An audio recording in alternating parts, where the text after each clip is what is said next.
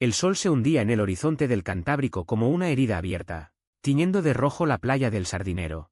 Cuando Julián me miró con esos ojos verdes que siempre parecían guardar un secreto y me dijo, «Eres un idiota, Alejandro». No era la primera vez que me lo decía, pero esa tarde, con el viento salado azotando nuestras ropas y el eco de las olas rompiendo como un reproche, sus palabras me golpearon como una ola traicionera. Sin pensarlo dos veces, me lancé hacia él, mis labios encontrando los suyos en un beso desesperado que sabía a sal y a arrepentimiento, y en ese instante, el mundo se detuvo, revelando que él había estado esperando exactamente eso. Santander siempre ha sido un lugar de contrastes furiosos, como mi propia vida. La ciudad se extiende perezosa a lo largo de la bahía, con sus palacios modernistas y sus calles empedradas que huelen a boquerones fritos y a marisma, pero bajo esa fachada elegante late un pulso de pasiones contenidas, de amores que se ahogan en el silencio por miedo al que dirán. Yo, Alejandro Ruiz, de 32 años, había regresado a mi ciudad natal después de 10 años en Madrid, huyendo de un trabajo que me devoraba el alma y de un novio que me había dejado hecho trizas. Ahora, trabajaba en una pequeña editorial independiente en el centro, corrigiendo manuscritos de autores locales que soñaban con ser el próximo Javier Marías, pero que terminaban escribiendo sobre lluvias eternas y amores imposibles. Julián era el editor jefe, un tipo de 28 años con una sonrisa que podía derretir el hielo de la ría de San Martín y un cuerpo, esculpido por años de remo en el club náutico. Venía de una familia de pescadores, de esos que han surcado el Cantábrico desde que Colón era un chiquillo, pero él había estudiado en la Complutense y regresado con ideas frescas y un aire de rebeldía que lo hacía irresistible. Nos conocimos el primer día, yo llegaba con mi maleta raída y él me tendió la mano, diciendo, «Bienvenido al circo, Alejandro. Aquí editamos sueños, pero también pesadillas». Desde entonces, éramos inseparables en la oficina, compartiendo cafés en la plaza porticada y confidencias sobre libros que nos habían marcado, como La sombra del viento de Zafón, que él citaba siempre que podía. Pero no todo era idílico. Miguel Ángel, mi hermano mayor, era el fantasma que acechaba en cada esquina de mi existencia. 4 años mayor que yo, Miguel era el hijo perfecto, casado con una mujer devota de la Semana Santa, padre de 2 niños que lo idolatraban, y dueño de una ferretería en el barrio de Cuevas que había heredado de nuestro padre. Él representaba todo lo que yo no era, recto, devoto, con una fe católica que rayaba en la obsesión y un desprecio sutil por mi vida de bohemio. Cuando le conté que volvía a Santander, su respuesta fue un bufido, «No vengas a joder la familia, Alejandro. Ya bastante con tus rarezas». Nunca lo dijo en voz alta, pero todos sabíamos que rarezas significaba mi orientación, mi soltería perpetua, mi rechazo a las misas dominicales y a las cenas familiares donde se hablaba de fútbol y de la Virgen del Mar. Esa tarde en la playa, habíamos quedado para discutir el último manuscrito, una novela sobre un amor prohibido en la posguerra, ambientada en las cuevas de Altamira. Julián insistía en que era demasiado crudo, que los editores conservadores de Madrid lo rechazarían por su retrato de 2 hombres en las sombras de la dictadura. Yo defendía cada palabra, «Es auténtico, Julián. Como nosotros». Él se rió, pero había algo en su risa, un filo nervioso que no pasaba desapercibido. Caminábamos descalzos por la arena húmeda, las gaviotas chillando sobre nuestras cabezas como testigos mudos, cuando surgió el tema de Miguel. «Tu hermano es un cabrón», soltó Julián de repente, pateando una concha vacía. «¿Por qué dejas que te mangonee así? La otra noche en la cena, te miró como si fueras un apestado cuando mencionaste a ese autor gay». Me detuve, el corazón latiéndome con fuerza. Miguel nos había invitado a una parrillada familiar en su casa, una de esas veladas donde el humo de la barbacoa se mezclaba con el olor a chorizo y a hipocresía. Yo había intentado ser discreto, hablando solo de libros, pero Julián, con su franqueza montañesa, había soltado una anécdota sobre un festival literario en Bilbao con autores LGTB. Miguel había fruncido el ceño, murmurando algo sobre modas modernas que corrompen la moral, y luego me había clavado la mirada. «Alejandro, tú que lees tanto, ¿no ves que esto es una plaga? Eres un idiota si sigues permitiéndolo», añadió Julián, volviéndose hacia mí con el sol poniente enmarcando su silueta como un santo pagano. Sus palabras me ardieron porque eran verdad. Toda mi vida había sido una danza torpe alrededor de la aprobación de Miguel, escondiendo mis primeros amores en el armario de la adolescencia, mintiendo sobre el amigos en la universidad, y ahora, de vuelta en Santander, sintiéndome como un intruso en mi propia piel. Julián no lo sabía todo, o eso creía yo, pero su empatía era un bálsamo. Lo sé, murmuré, pero es mi familia. La única que tengo. Él se acercó entonces, demasiado cerca, su aliento cálido contra mi mejilla. La familia no te define, Alejandro. Tú lo haces. Y en ese momento, algo se rompió en mí. El beso fue impulsivo, un torrente de frustración y deseo reprimido que había estado bullendo desde el primer día en la editorial. Sus labios eran suaves, sorprendidos al principio, pero luego respondieron con una urgencia que me dejó sin aliento. Cuando nos separamos, jadeantes, el mar rugía a nuestros pies y el cielo se teñía de púrpura. Joder, Alejandro, susurró él, pero no con reproche, sino con una sonrisa que iluminaba la penumbra. Pensé que nunca lo harías. Esa noche, en mi pequeño piso en el barrio de Puerto Chico, no pude dormir. El beso reverberaba en mi mente como las campanas de la Catedral de la Asunción en una procesión. Julián me había mandado un mensaje, no fue un error. Hablemos mañana. Pero el miedo ya se había instalado, esa vieja serpiente que susurraba, ¿y si Miguel se entera? ¿Y si arruinas todo? Santander, con su fachada de normalidad burguesa, era un nido de chismes. Una mirada indiscreta en la playa, un rumor en la editorial, y mi vida se desmoronaría como un castillete de arena. Al día siguiente, en la oficina, el aire estaba cargado de electricidad. Julián llegó tarde, con el pelo revuelto por el viento y una carpeta bajo el brazo. Me miró de reojo mientras preparaba el café, y cuando los demás se fueron a almorzar, cerró la puerta de mi cubículo. Sobre anoche, empezó, pero yo lo interrumpí, si fue un impulso, lo entiendo. No quiero complicaciones. Él negó con la cabeza, acercándose hasta que pude oler su colonia de pino y mar. No fue un impulso, idiota. Te lo sugerí con cada mirada desde hace semanas. ¿No te diste cuenta? Me quedé helado. Recordé entonces las bromas en las reuniones, las palmadas en la espalda que duraban un segundo de más, las invitaciones a tomar unas cañas que siempre terminaban en confidencias hasta la madrugada. Julián había estado coqueteando, y yo, cegado por mi propia inseguridad, lo había ignorado. Nos besamos de nuevo, esta vez más lento, explorando como si fuéramos personajes de una novela de Pérez Reverte, héroes en un laberinto de pasiones. Pero el idilio duró poco. Esa misma tarde, Miguel llamó. Ven a casa esta noche, Alejandro. Hay algo importante que hablar. Su voz era tensa, como el cable de un barco en tormenta. Sabía que algo andaba mal. Cuando llegué a su casa en las afueras, con vistas a la ría, el ambiente era gélido. Su esposa, Carmen, me sirvió un vaso de vino tinto de Rioja con manos temblorosas, y los niños ya dormían. Miguel me esperaba en el salón, con una foto en la mano, era de la playa, borrosa pero inconfundible. Nosotros dos, besándonos al atardecer. ¿Quién es este cabrón?, gruñó, lanzándome la foto como un guante de desafío. El corazón me martilleó en el pecho.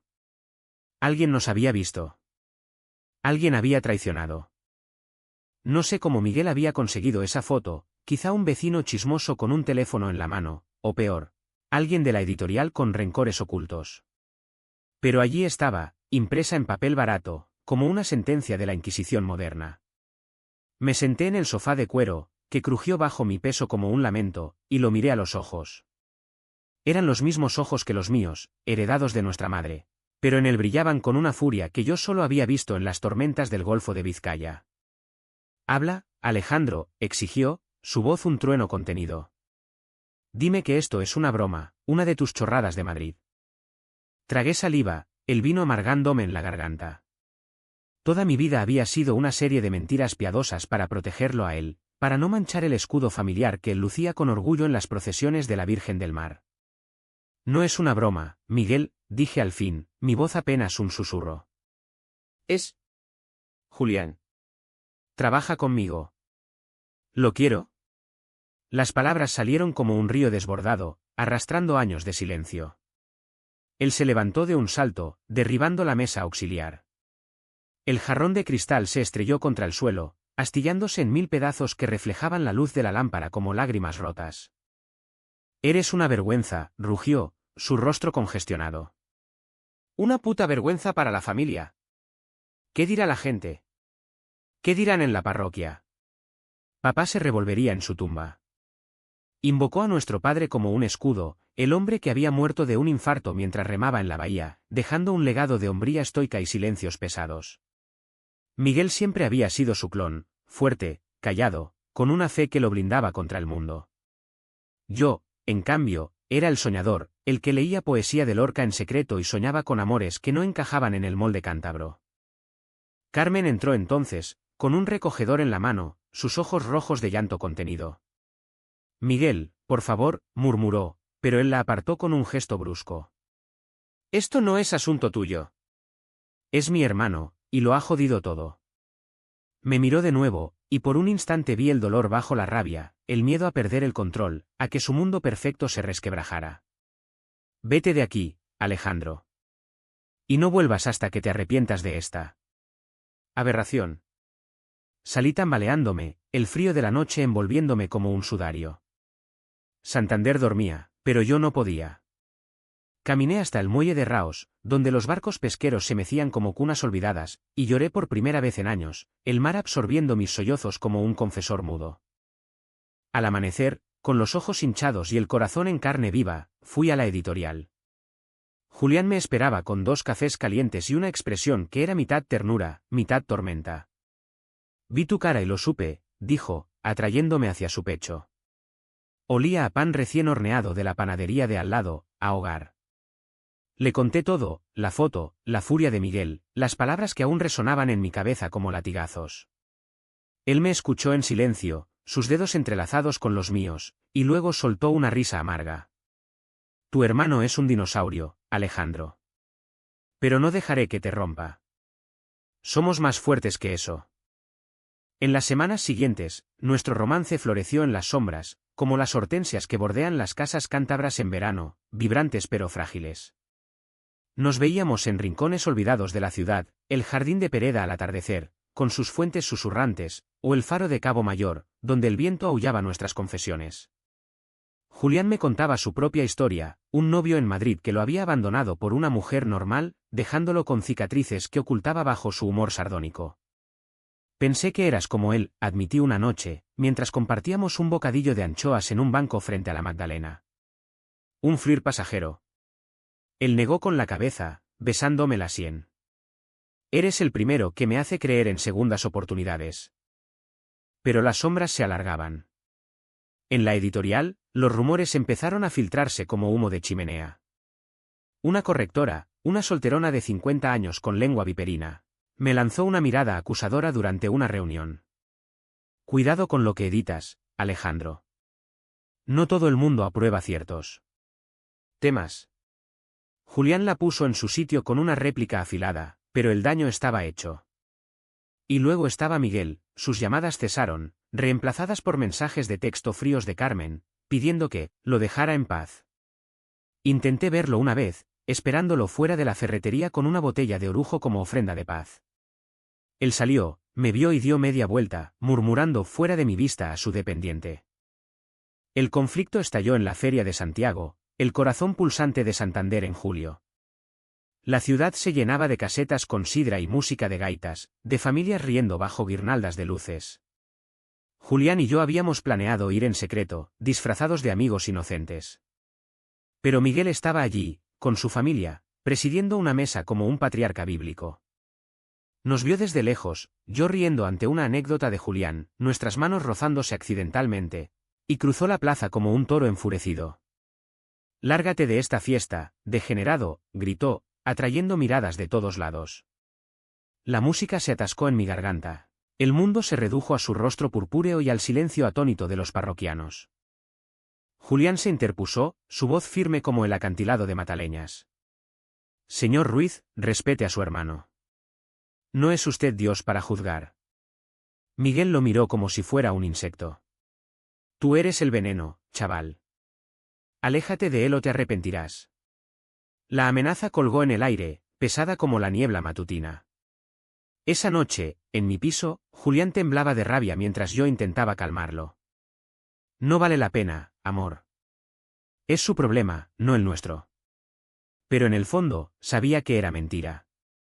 Miguel no se rendiría, él era el guardián de la familia, y yo, el hereje que debía ser purgado. Días después, llegó el primer golpe bajo. Una carta anónima en la editorial, dirigida a los dueños. El corrector Alejandro Ruiz promueve agendas inmorales en sus lecturas. Despídenlo antes de que contamine la literatura cántabra.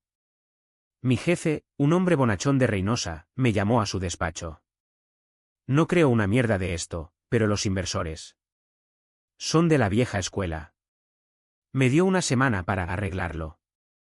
Julián, furioso, juró que era obra de Miguel, tenía acceso a mi dirección, conocía mis horarios. Confronté a mi hermano por teléfono, ¿fuiste tú?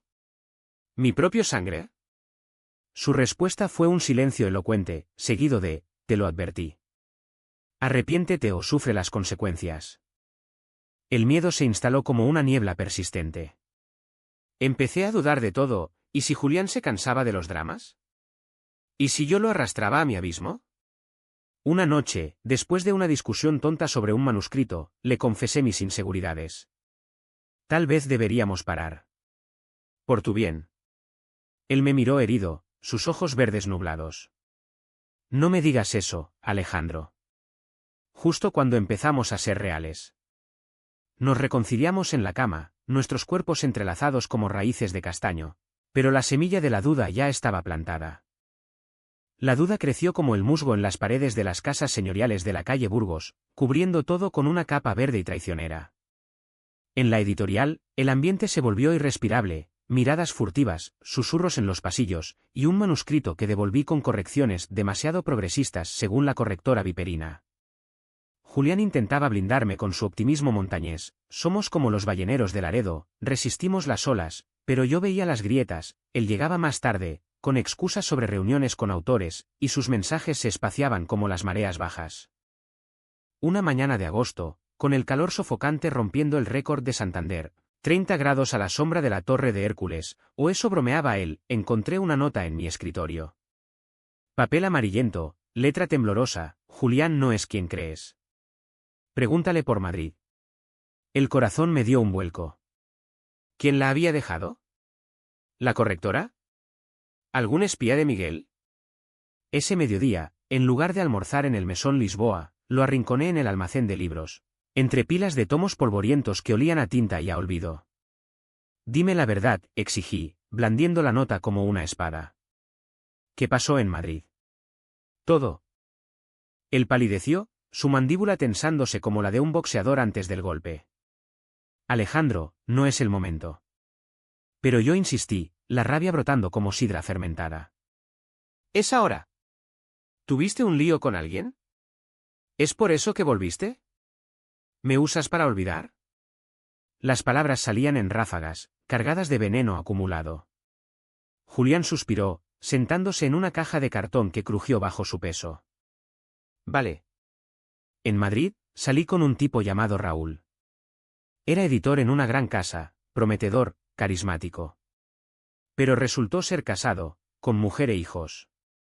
Me usó como tapadera, como su diversión secreta, durante un año. Cuando lo descubrí, me dejó como a un trapo sucio. Por eso volví a Santander, para lamer heridas y empezar de cero. Escuché en silencio, el almacén girando a mi alrededor como un carrusel roto. No era traición, pero dolía igual, él cargaba con fantasmas que yo ignoraba, y yo lo había acusado sin pruebas. Lo siento, murmuré, arrodillándome ante él. Soy un idiota, como dijiste. Él sonrió tristemente, atrayéndome hacia su regazo. Todos lo somos, amor. Pero no dejes que tu hermano te convierta en paranoico. Nos besamos allí, entre los libros mudos, un beso que sabía a redención y a promesas frágiles. Pero el destino, ese cabrón caprichoso que Cervantes inmortalizó, tenía otros planes. Esa noche, Miguel irrumpió en mi piso sin avisar, usando la llave de repuesto que yo le había dado años atrás para emergencias familiares. Estaba ebrio, oliendo a coñac de garrafón y a derrota. Mírate, escupió, abriendo cajones como un poseso, esparciendo mis manuscritos por el suelo. Viviendo como un sodomita en esta pocilga, arruinando el nombre de los Ruiz. Intenté calmarlo, pero él sacó el móvil y reprodujo un audio, mi voz, confesando mi amor por Julián en la llamada que él había grabado a escondidas semanas atrás. «¿Cómo pudiste?», grité, arrebatándole el teléfono. «Eres mi hermano». Él rió, una risa hueca que resonó en las paredes encaladas. «Y tú eres mi vergüenza. Pero te daré una salida, rompe con ese maricón, ve a terapia con el padre de la parroquia, y te perdono. De lo contrario, mando esto a toda la familia, a la editorial, al periódico local. Santander es pequeño, Alejandro. Te hundirás». Sus ojos, inyectados en sangre, suplicaban casi, no era solo odio, era pánico. Pánico a que mi pecado lo salpicara, a que su fachada de hombre recto se derrumbara ante los ojos de la comunidad. Me quedé paralizado, el audio repitiéndose en bucle en mi mente. Esa noche, solo en la oscuridad, tomé la decisión más difícil, le mentiría a Julián. Al día siguiente, en el Palacio de la Magdalena, con el viento azotando las olas contra los acantilados, le dije, no puedo más. Esto nos está destruyendo. Terminemos. Sus ojos se llenaron de lágrimas, pero no de sorpresa, como si lo hubiera intuido. Es por tu hermano, ¿verdad? Te tiene comiendo de su mano. Negué con la cabeza, las palabras quemándome la lengua. Es por mí. No estoy listo. Él se marchó sin mirar atrás, su silueta recortada contra el mar furioso, y yo me hundí en la arena, el corazón hecho jirones. Los días siguientes fueron un infierno dantesco. La editorial me despidió por recortes presupuestarios, pero todos sabían la verdad.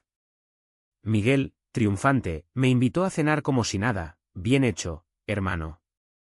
Ahora puedes volver a la normalidad. Pero la normalidad era un vacío, paseaba por el mercado de la esperanza comprando sobras.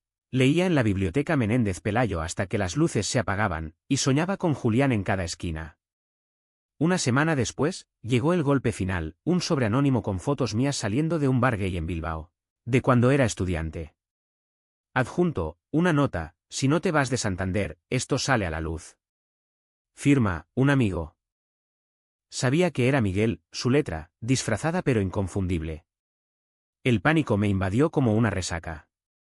Empaqué una maleta esa misma noche, planeando huir a Bilbao o a donde el viento me llevara. Pero antes, necesitaba una despedida. Fui a casa de Julián, en el barrio de La Inmensa, bajo la lluvia torrencial que azotaba Santander como un castigo divino. Él abrió la puerta, ojeroso y con una barba incipiente que lo hacía aún más guapo. Alejandro. ¿Qué haces aquí? Le conté todo, el chantaje, las fotos, la amenaza. Me voy. No puedo arrastrarte conmigo. Él me miró, y en sus ojos vi el fuego de la rebeldía asturiana que corría por sus venas. No te vas solo, dijo, abrazándome bajo la lluvia. Lucharemos. Juntos. Pero el destino intervino de nuevo, mientras hablábamos, un coche se detuvo frente a la casa. Miguel bajó, empapado, con una botella en la mano y lágrimas en los ojos. Alejandro. Espera. Corrió hacia nosotros, tropezando en el charco. Lo siento. Dios, lo siento tanto. Miguel se derrumbó de rodillas en el pavimento mojado. La botella rodando por la pendiente hasta perderse en la oscuridad. La lluvia caía como un velo misericordioso, diluyendo sus lágrimas con el agua del cielo cántabro. Julián y yo nos miramos, atónitos, mientras él balbuceaba, no quería. No era por odio. Era por miedo. Sus palabras eran un torrente, entrecortado por sollozos que lo hacían irreconocible. Desde que papá murió, he cargado con todo, la ferretería, la familia, la imagen. ¿Y tú? Tú eras el libre, el que se fue a Madrid y vivió sin cadenas. Odiaba eso, porque yo no podía. Carmen. Ella no sabe, pero yo. Joder, yo también he sentido cosas. Cosas que enterré. El mundo se detuvo. Bajo la lluvia, con los truenos retumbando como cañones en la bahía, mi hermano confesó su secreto. Un amor juvenil por un compañero de remo, ahogado en alcohol y en misas de expiación. Noches de insomnio rezando para ser normal, el matrimonio con Carmen como un salvavidas falso. Cuando te vi con Julián, vi mi propia cobardía reflejada. Quería salvarte para salvarme a mí. Julián, con su instinto protector, se agachó y le tendió la mano. Levántate, Miguel. Todos cargamos cruces. Pero no tienes que hacerlo solo. Lo arrastramos adentro, empapados hasta los huesos, y esa noche, en el salón de Julián, con su sofá raído y pósters de Quevedo en las paredes, hablamos como nunca antes. Miguel lloró por horas, desgranando años de represión, las palizas emocionales de nuestro padre, la presión de la parroquia, el terror a perder a sus hijos. Yo lo abracé por primera vez en décadas, sintiendo su temblor como el mío propio. Hermano, le dije, el amor no es una plaga. Es lo que nos hace humanos. Como en las novelas de Galdós, redención en el sufrimiento. Al amanecer, con el sol filtrándose tímido entre las nubes, Miguel juró destruir las fotos y el audio. Perdóname, Alejandro. ¿Y tú, Julián? Gracias por no rendirte. Se marchó con pasos firmes, prometiendo una cena familiar de verdad, sin juicios, solo boquerones y conversaciones honestas. Julián y yo nos quedamos solos, exhaustos pero renovados. Creí que te perdía para siempre, murmuró él, besándome con la dulzura de quien ha visto el abismo. Nunca, respondí. Eres mi ancla en esta bahía loca. Los meses siguientes fueron un renacer lento, como la primavera en los valles de Liébana. Volví a la editorial, mi jefe, avergonzado por el despido injusto, me reintegró con una disculpa y un aumento.